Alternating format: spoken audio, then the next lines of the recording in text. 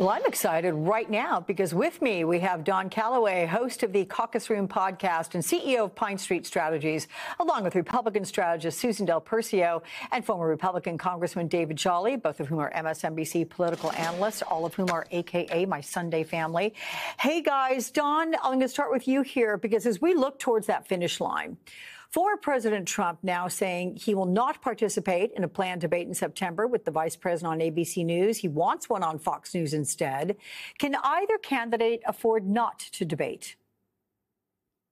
Well, I think Kamala Harris needs the opportunity to debate. Let's be very clear. Donald Trump wants nothing to do with standing toe-to-toe, going point for point on policy and on substance with Kamala Harris. He wants that no more than I want to play a televised game of basketball against Diana Taurasi. But it's important to note that both parties took this out of the realm of the United States Commission on Presidential Debates. I'm going to keep harping on that because anything that happens after it's taken out of the governing body is unpredictable. So we don't know whether it's going to happen on the 4th or the 10th. What we do know is that Donald Trump is trying to set up a situation advantageous for himself by taking it to the friendly grounds of Fox News. I don't think that the vice president is scared of that, but it is procedurally and fundamentally unbalanced because we all know what Fox News does, and she should not have to submit to that as a legitimate presidential candidate. So it's not even clear that a debate's going to happen right now, but it is very clear that Donald Trump wants no parts of it. Where do you stand on this, Susan? You think a debate happens? I think at least one debate happens.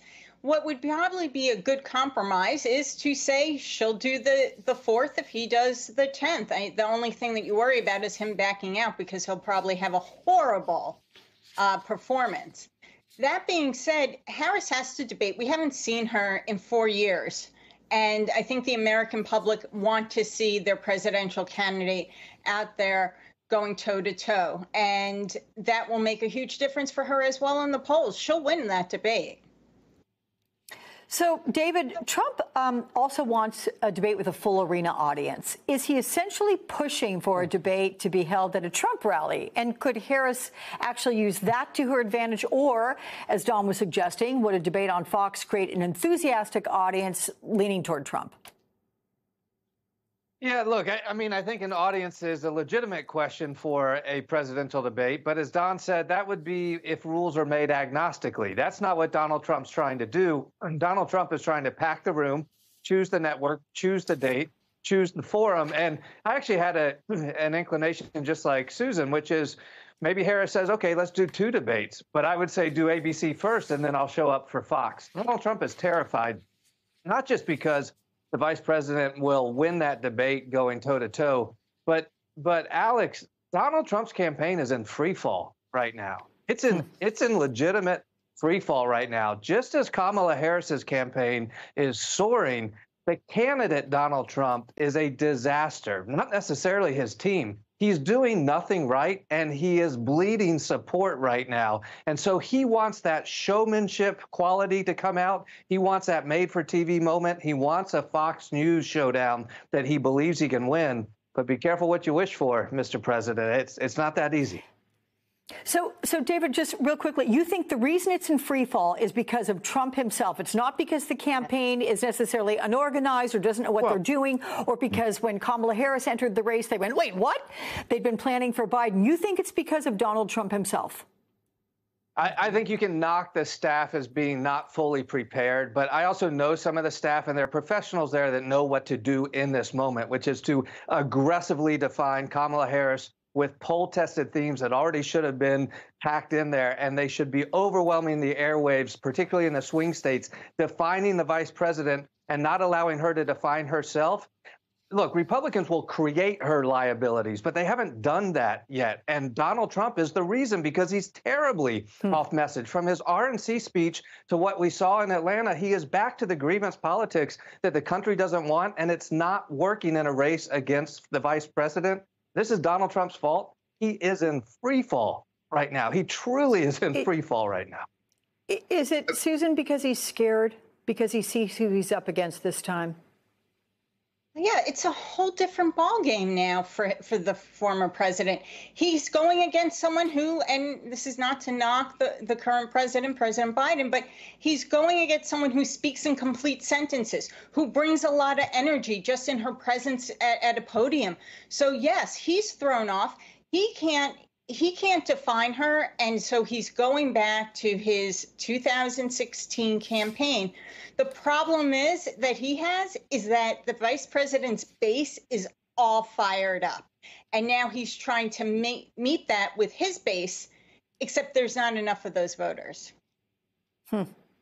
So, John, what we've been watching for any time now, Harris announces her running mate, right? She's meeting with 3 finalists today. We know for certain. Who knows, could be more. Slate wrote that the choice for Harris is less about which person than which tactic. Here's the quote. What frightens her more, risking irritating the left or another element of the Democratic coalition whom she'll need to turn out? Or turning off the center, who she'll need to persuade? What's the most important strategy? And who is in the lead in your mind? I think Tim Walz has acquitted himself extraordinarily well over the last 2 weeks, and he's done it by deviating from how Democrats talk. We talk academically, we talk very substantively, and we often talk over the heads of the American people. But Tim Walz looked the other side right in the face and said, hey, you dudes are weird. When you don't want women to make decisions with their own bodies, that's weird. When you talk about children and you tell your own son to shut the hell up and you think that's cool and viral, it's weird. When we don't know whether or not you support women, yeah, J.D. Vance, you're a weird dude, and Donald Trump, you're a weird dude. And the Republican Party has normalized this by allowing Trumpism to take over their party elements for the last 10 years. And it's fundamentally weird. And I think that benefits Tim Walz in a significant way. I think that Shapiro falling off a little bit because of the Israel-Palestine situation right now, and a lot of the left doesn't love that, but I think he's still a very strong contender as well. Okay, I'm going to let Susan give me your shot at who you think it is, and then you, Don, real quick. And let's remind folks, we've got Walz, Shapiro, and Kelly all meeting with the vice president today. I have a feeling she's going to pick Shapiro, but she really should pick Mark Kelly out of Arizona. And that's because I think he will be great on the campaign trail and fighting for her and be the key attack dog and defender. And he can bring a message home as being on a border state, a Navy combat pilot, and an astronaut. This is a guy's guy that Trump would normally want on his side. Okay. David, I'm going to ask you just to give me a name quickly. We've heard the justification, pros and cons. You want to throw a name out? If you think about it, any of them, if you don't overthink it, Josh Shapiro. All roads through Pennsylvania with 5 days to go in this race. It's Shapiro. Okay. Love the chat. Love you all. Have a great week. Thank you much.